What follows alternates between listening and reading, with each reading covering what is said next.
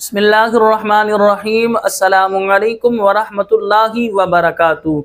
रमज़ानुल मुबारक की फ़जीलत के हवाले से आप हमारे प्रोग्राम समाअत फरमा रहे हैं। ये तीसरा प्रोग्राम आप रमज़ान की फ़जीलत के हवाले से समाअत फरमा रहे हैं। याद रखें, माह रमज़ानुल मुबारक के 4 नाम हैं: माह रमज़ान, माह सबर, माह मुआसात और इसी तरह माह वुसअत रिज़्क़।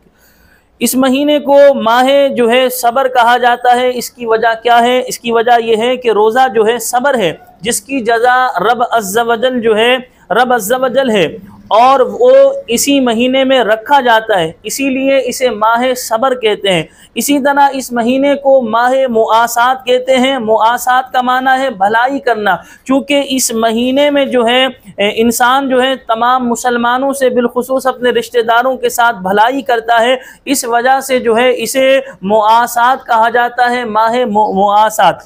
में है माह वुसअत रिज़्क़। इसकी वजह यह है कि इस महीने में अल्लाह तबारक व तआला गरीब के लिए भी जो है फराखी नाजिल फरमाता है, गरीब के लिए भी खाना पीना आसान हो जाता है। तो इसी वजह से इस महीने को माह वुसअत रिज़्क़ कहा जाता है।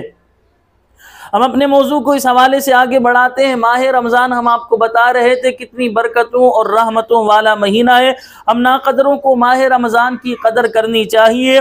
काबा मुअज़्ज़मा मुसलमानों को बुला कर देता है और ये आकर रहमतें बांटता है। यानी काबा मुअज़्ज़मा के पास बंदा जाता है, तवाफ़ करता है, सवाब मिलता है, काबे को देखता है, सवाब मिलता है। लेकिन माह रमज़ान अल्लाह का मेहमान है जो हमारे दरमियान आकर आता है और अल्लाह तबारक व तआला की जो है रहमतें हम पर नाजिल फरमाता है।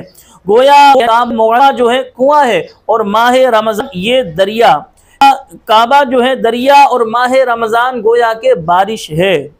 महीने में तारीखें और तारीखों में ख़ास वक्त में इबादत होती है, मगर माह रमज़ान वो मुबारक महीना है कि इसकी हर घड़ी में इबादत होती है। आप देखें, सहरी तनावुल करना, सहरी खाना, ये भी इबादत है। इसी तरह नमाज फ़जर है, फिर उसके बाद नमाज ज़ुहर अदा करेगा बंदा, फिर जो है नमाज असर अदा करनी है, दरमियान में कुरान की बंदा तिलावत करता है, फिर रोज़ा जो है इफ्तारी का एहतमाम होता है, इफ्तार का इंतज़ार करता है, रोज़ा इफ्तार करता है, मगरिब की नमाज अदा करता है, फिर नमाज तरावी का, इशा की नमाज का इंतज़ार करता है बंदा। इशा की नमाज अदा कर लेने के बाद, नमाज तरावी अदा कर लेने के बाद बंदा कुछ देर जो है इबादत करने के बाद आराम करता है, ये सोच कर के मैं सहरी में उठूंगा और सहरी खाऊंगा। तो इसका हर लम्हा जो है वो इबादत है। इसी तरह जो है माह रमज़ान के हवाले से उलमाए इस्लाम इरशाद फरमाते हैं, रमज़ान एक भट्टी है। जैसे भट्टी जो है गंदे लोहे को जो है साफ और साफ लोहे को जो है मशीन का पुर्जा बनाकर कीमती कर देती है और सोने के जेवर को बनाकर इस्तेमाल के लायक बनाती है, ऐसे ही माह रमज़ान गुनहगारों को पाक करता है और नेक लोगों के दर्जे बढ़ाता है। रमज़ान में नफल का सवाब फ़र्ज के बराबर और फ़र्ज का सवाब 70 गुना बढ़ा दिया जाता है। अल्लाहु अकबर। हम सबको चाहिए माह रमज़ान में खूब अल्लाह की इबादत करें। बाज़ उलमा फरमाते हैं जो माह रमज़ान में मर जाता है उससे सवालाते क़ब्र नहीं होते, वो क़ब्र के सवालात से महफूज रहता है।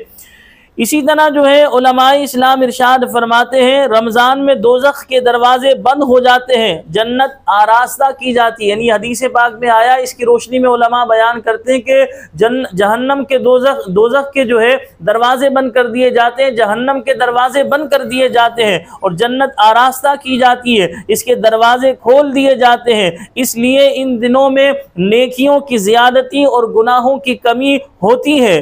जो लोग गुनाह करते भी हैं वो नफ्स अम्मारा या अपने साथी शैतान हमजाद के बहकाने से करते हैं।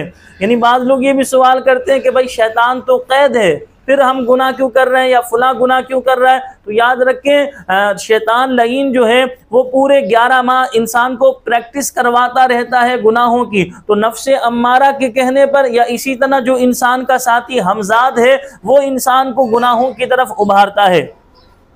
रमज़ान के खाने पीने का हिसाब नहीं, क़यामत में रमज़ान और कुरान जो है रोज़ेदार की शफाअत करेंगे। रमज़ान तो कहेगा मौला अज़्ज़ व जल मैंने इसे दिन में खाने पीने से बाज रखा, और कुरान अर्ज़ करेगा या रब अज़्ज़ व जल मैंने इसे रात में तिलावत व तरावी के ज़रिए सोने से रोका। अल्लाहु अकबर। फिर ये अर्ज़ करेंगे मालिक आज हमारी शफाअत जो है इस बंदे के हक़ में कबूल फरमा। हुजूर सल्लल्लाहु अलैहि वसल्लम रमज़ानुल मुबारक में हर कैदी को छोड़ देते थे और हर साइल को अता फरमाते थे। रब अज़्ज़ व जल भी रमज़ान में जहन्नमियों को छोड़ता है, लिहाजा चाहिए कि रमज़ान में नेक काम किए जाएं और गुनाहों से बचा जाए। इसी तरह आप देखें कुरान करीम में जो है अल्लाह तबारक व तआला ने सिर्फ जो है माह रमज़ान का सराहतन जिक्र फरमाया, रमज़ानुल मुबारक का जो है कुरान पाक में जिक्र आया। इसी तरह ख़वातीन में देखें तो हज़रत बीबी मरियम सलामुल्लाहि अलैहा का जिक्र आया। इसी तरह अगर हम जो है ग़ुलामों में देखें तो हज़रत ज़ैद बिन हारिसा रज़ियल्लाहु तआला जो है अन्हु का जिक्र आया। तो लिहाजा इससे ये बात पता चलती है कि रमज़ान का महीना अज़मत वाला है। इसी तरह हज़रत बीबी मरियम सलामुल्लाहि अलैहा की अज़मत की तरफ इशारा है। इसी तरह हज़रत ज़ैद बिन जो है हारिसा रज़ियल्लाहु तआला अन्हु की अज़मत की तरफ ये इशारा है।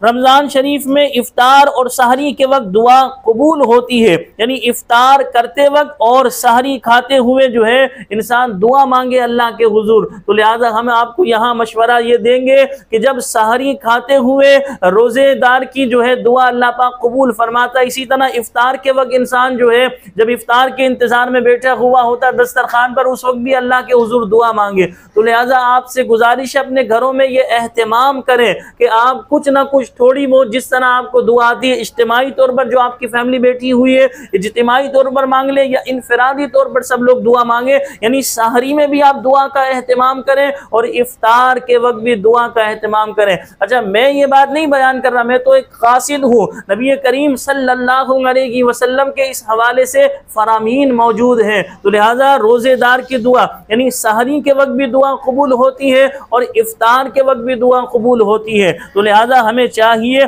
कि हम जो है सहरी के वक्त भी दुआ का एहतमाम करें और इसी तरह इफ्तार के वक्त भी जो है दुआ का एहतमाम करें। अल्लाह करीम की पाक बारगाह में मैं दुआ करता हूँ अल्लाह रब्बुल आलमीन मेरी और आप तमाम देखने वाले दोस्तों अहबाब की मग़फ़िरत फरमाए। अल्लाह पाक हमें अपने सिवा किसी का मोहताज ना फरमाए। हमें अपनी दुआओं में याद रखिएगा। अस्सलामु अलैकुम व रहमतुल्लाहि व बरकातुहू।